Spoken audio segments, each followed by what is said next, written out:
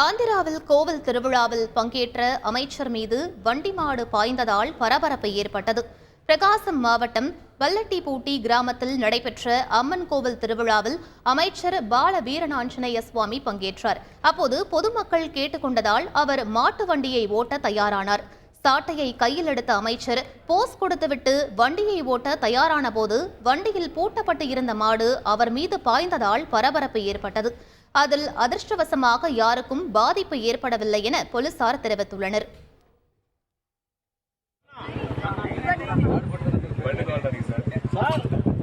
బండి మీద ఎక్కినప్పుడు కావాలి.